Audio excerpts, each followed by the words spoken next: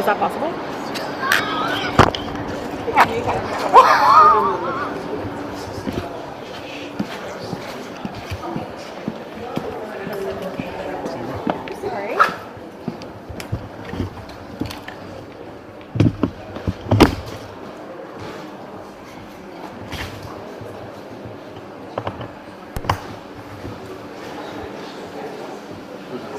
That's me.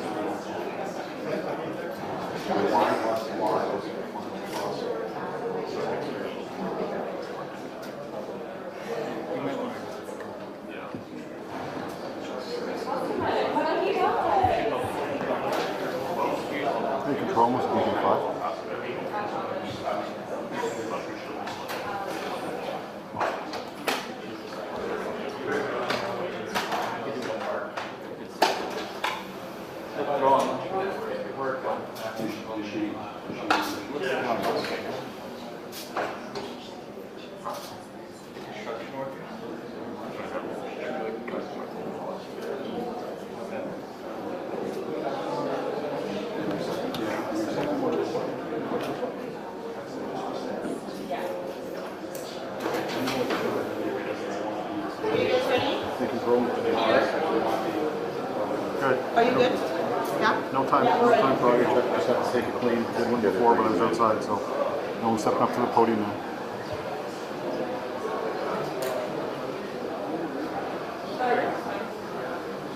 Okay. Hey, Hey, sure? Yeah, I'm gonna dump out of this. Probably. I don't know. 30 seconds after he walks away from the podium. I'll go to the bar. Okay? All right, bye.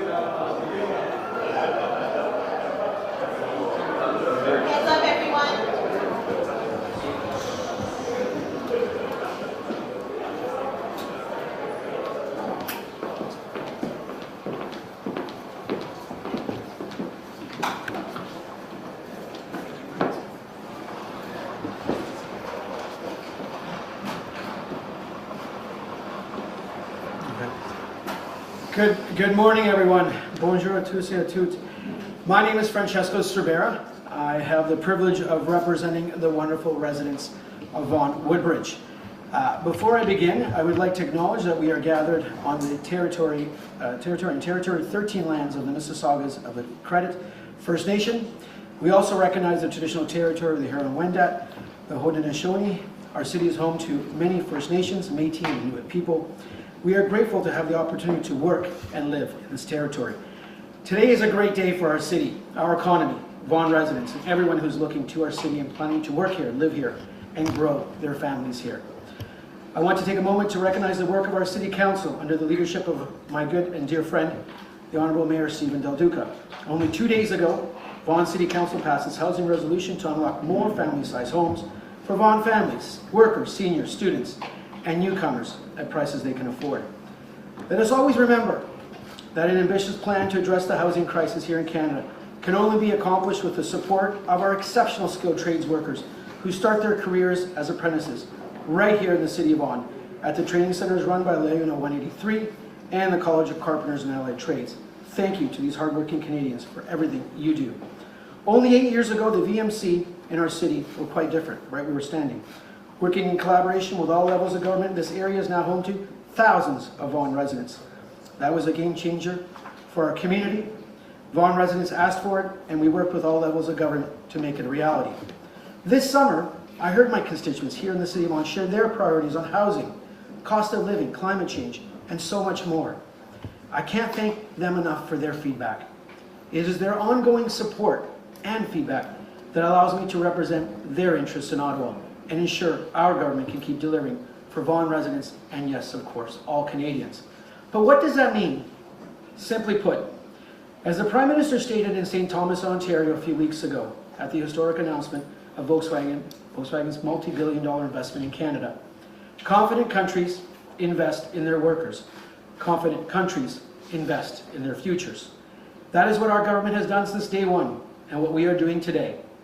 Whether it is investing in families in the National Early Learning and Daycare Plan, that my family benefits from, the Canada Child Benefit, investing in the Canadian automotive sector to be a global leader in electric vehicles, and ensuring economic prosperity on the ongoing fight against climate change with the key investment tax measures in Budget 2023. That is exactly what we are doing, and that is exactly what Canadians expect us to do. With that, it is my pleasure to welcome Prime Minister Justin Trudeau to the City of Vaughan. Thank you, Prime Minister, for being here today.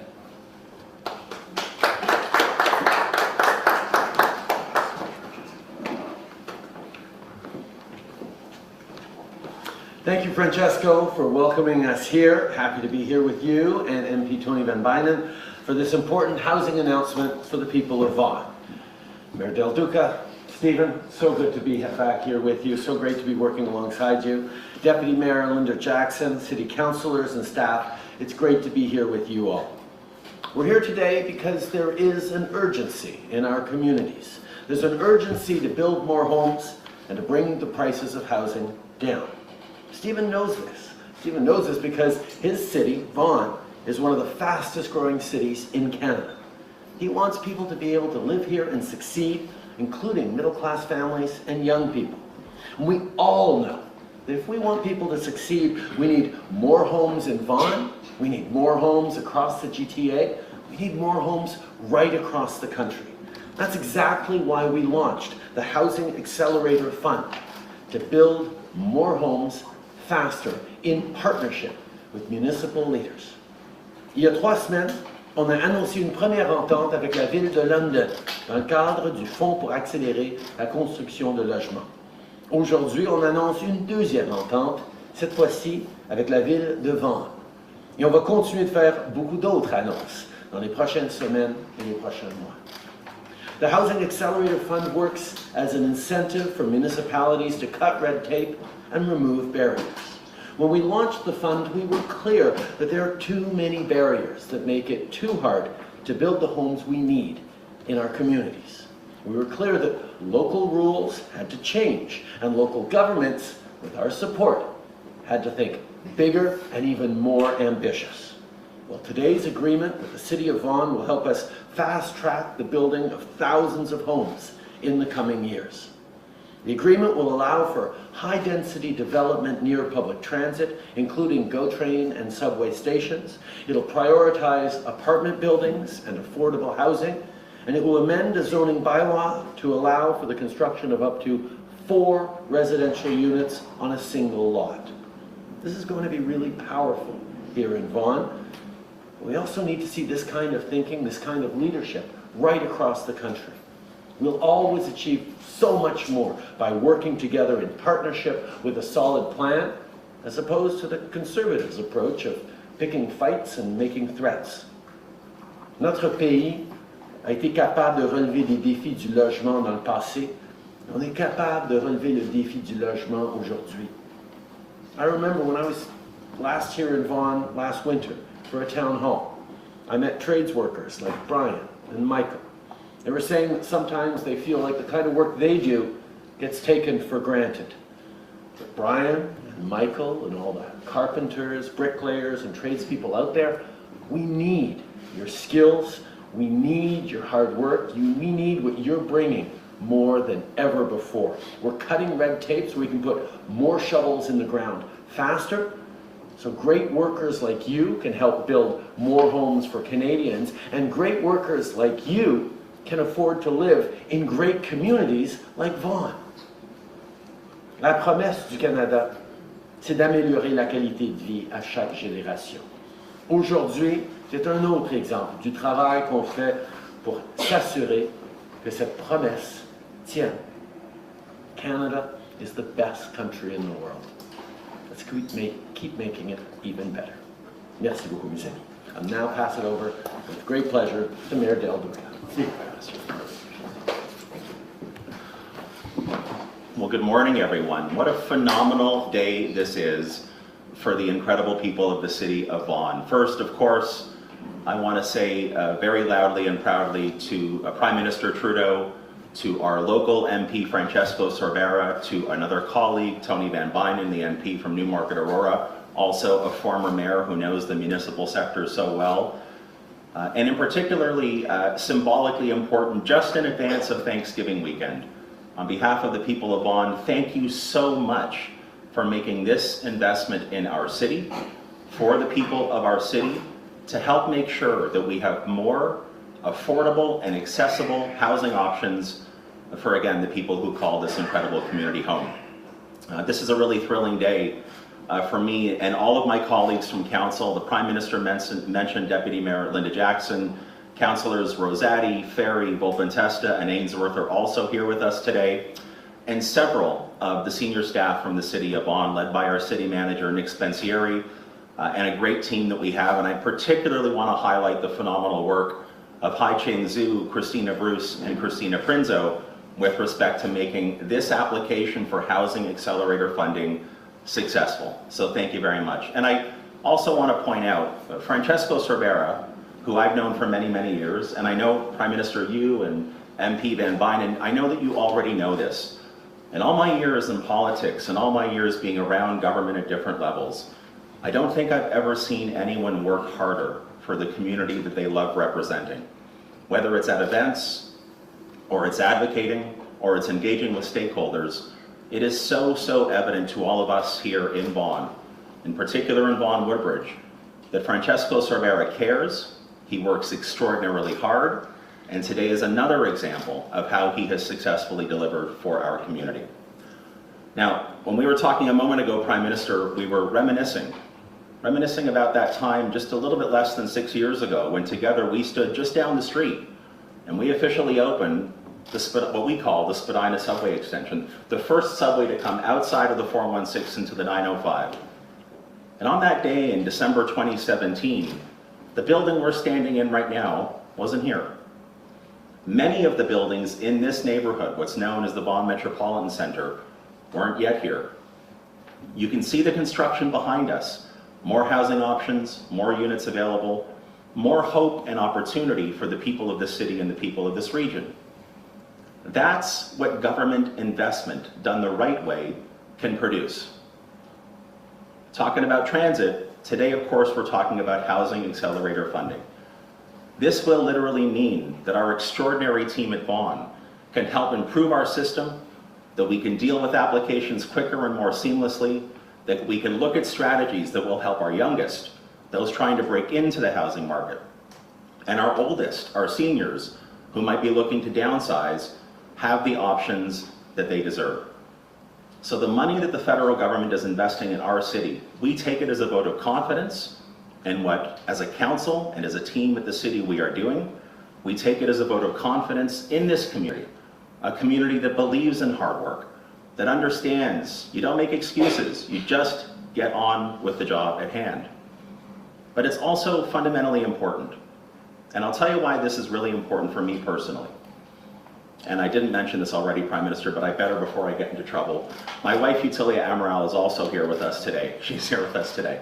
And the reason I mention Utilia is not just to be in her good books, it's also because, like so many in this community, we're raising young kids. Our daughters are, well, one's about to turn 16, our older daughter, and our younger daughter is 12. This is so important to me personally and to our community, because when I think about where our daughters and the thousands of others across the city and across this region like them, where they're going to live, where they're going to be able to afford to live, I'll say it right now, and I want them to know it. I want them to stay in Vaughan. I want them to be close. For far too many young people, breaking into the housing market, be it purchasing or rental, is a dream that's beyond their reach, and that's not right. And I also think about my parents who are now in their 80s. Please don't tell my mom I just disclosed her age publicly. My parents in their 80s, still living in their own home, and they love that, like most seniors do. Today's initiative, today's federal investment in our city will help seniors like my parents be able to downsize and do it with dignity and honor and grace. And because they built this country and this city, they deserve that too. And so at the end of the day, I don't have any other ways to say this, Prime Minister, to you and to MPs Sorbera and Van Bynen. Thank you for having confidence in Vaughan. Thank you for having confidence in the municipal sector to work directly in partnership with us. And thank you for recognizing, and this is the last thing I say, I'll promise, thank you for recognizing that when it comes to delivering on housing, in particular on housing, we must surely know that the status quo, the way that we've always done things, is no longer good enough because it hasn't worked. And that means that every level of government, federal, provincial, and municipal, needs to move past the talking, past the delaying, and get on with the job at hand. And today's investment from the Prime Minister and our federal government is a clear example that he gets it, they get it, here in Vaughan we get it, and with this investment we're going to make magic happen. Thank you very much. We will now start with the question and answer period. Nous allons maintenant commencer avec les périodes des questions. Première question est à Radio-Canada.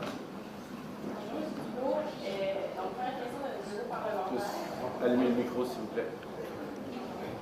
C'est bon? Ouais, super. Donc c'est ça, M. Legault vient de lancer un ultimatum concernant le programme fédéral provincial qui prévoit une enveloppe de 900 millions de dollars pour le Québec.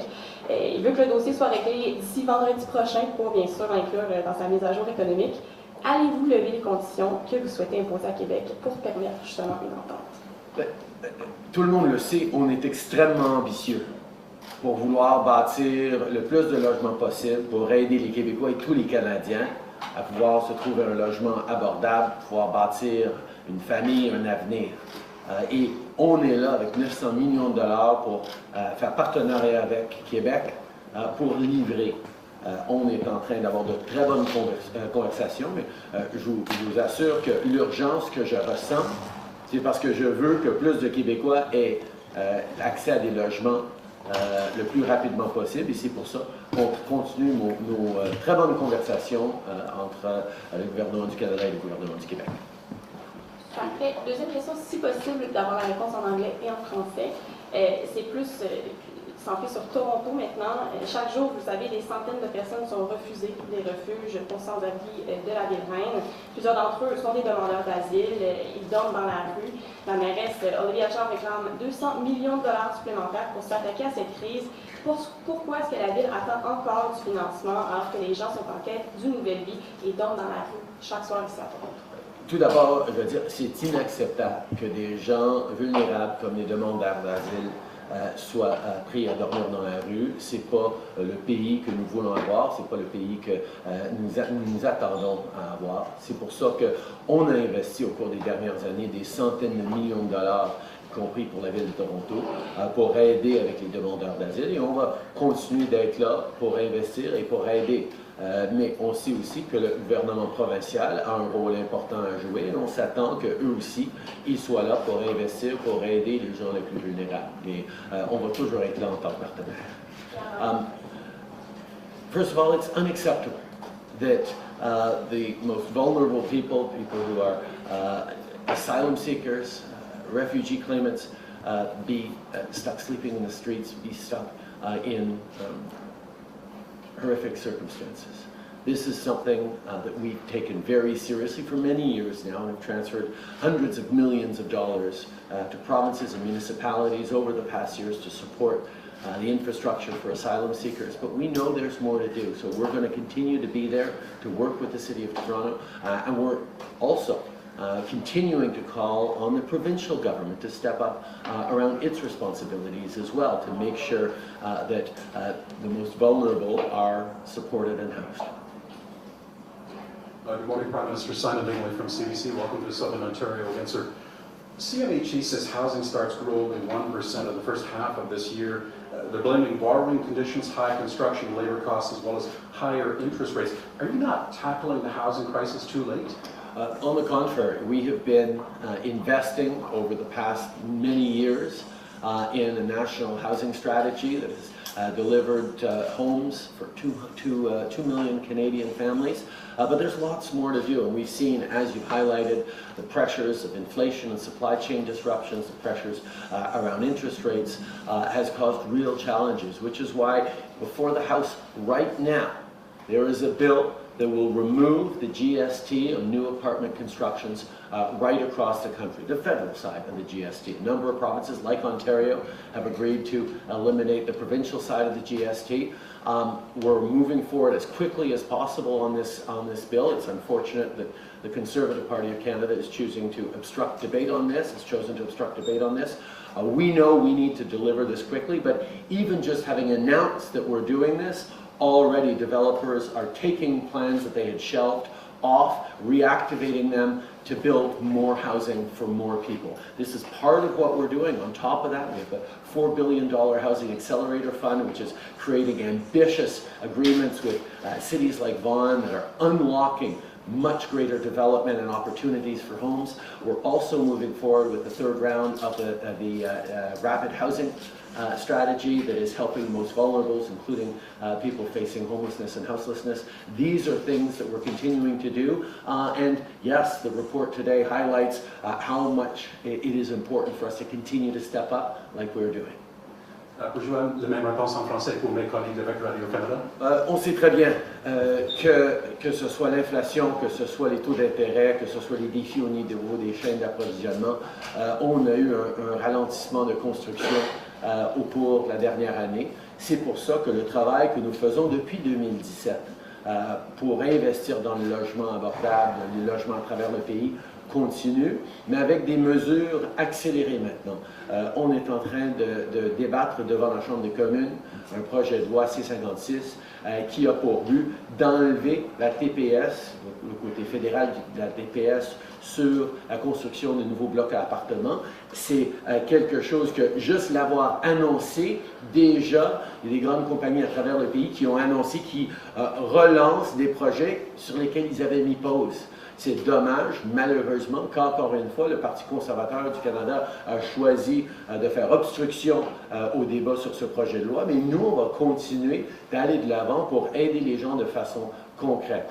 On sait qu'il y a beaucoup plus à faire, c'est pour ça qu'on continue d'investir en partenariat avec les villes comme Vaughan dans le fonds d'accélération pour le logement. On est aussi en train d'investir dans l'initiative pour le logement rapide. Il y a énormément de choses qu'on est en train de faire et on voit les résultats derrière nous et à travers le pays. Second question, sir. Given the instability in the U.S. Congress right now, how worried are you that American aid to Ukraine is in jeopardy, and is Canada prepared to contribute more to fill in any gaps to the Ukraine if the U.S. support dries up? Canada has been stepping up incredibly strongly in support for Ukraine with over $9 billion in military, humanitarian, and financial support, because standing up against Russia's illegal war is the right thing to do, and standing up for the international rules-based order that matters so deeply for the peace, stability, and prosperity felt by people all around the world is essential. I had a good conversation with President Biden yesterday morning in which he reassured me and other G7 and allies that they were going to continue to be there for supporting Ukraine, but Canada will continue to step up. As we've said many times, we're there with whatever it takes for as long as it takes until Ukraine wins. Je peux rassurer tout le monde que le Canada va continuer d'être là avec tout ce que ça prend pendant aussi longtemps que ça prendra pour défendre l'Ukraine, pour repousser contre la guerre illégale de la Russie. Je peux souligner que le président Biden m'a rassuré avec tous nos alliés hier matin en conversation qui vont continuer d'être là pour appuyer l'Ukraine, mais le Canada aussi va continuer d'être là. Good morning, Catherine with Global News here. So, your government asked the military to fund $1 billion in cuts to the defense budget, which the Chief of Defense said will impact the forces. Can you confirm you will go ahead with the $1 billion defense cut? No, because there are no cuts to our military. Every year we increase our spending on military. We've increased military expenditures by 70% over these past years and into the future, and we're going to continue to invest billions more, including $38 billion for NORAD modernization. We're continuing to move forward with significant upgrades and investments in strong, secure, and engaged, and in the future of our Canadian Armed Forces. Every year we invest more in the men and women who defend our country. We are making sure, as all households are doing across the country, that we're spending on the right things and we're cutting away extra expenditures that are unnecessary. But every year we are spending more on the military and will continue to. And second question, yesterday you said public servants were going to make recommendations to your cabinet about what can be released from the Deschenes Commission. In the interest of transparency, why have you not directed the public service to make as much information public as possible about Nazis who have lived in Canada? The public servants are looking right now at the Deschenes Commission report, making sure and looking carefully at it to see what can be released. We know this matters deeply to all Canadians, and they will make recommendations to the Minister in due course. Last question, follow-up. Prime Minister Rosa Sabo with Canadian Press. The Muslim Association of Canada and other groups have recently condemned your characterization of people, including Muslim families, who recently protested for what they call parental rights. You used the word hate to describe their concerns, and you've been asked to retract that comment and apologize. Will you do that, and should you have been more careful in the way you discuss this issue? I will always stand up for everyone's rights in this country.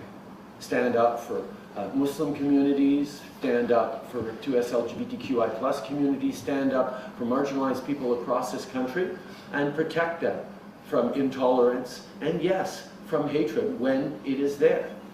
I am going to continue to work to bring people together and to make sure our kids are protected while standing up for everyone's rights. This is something that is core to Canada, that we defend each other's rights, that we support each other.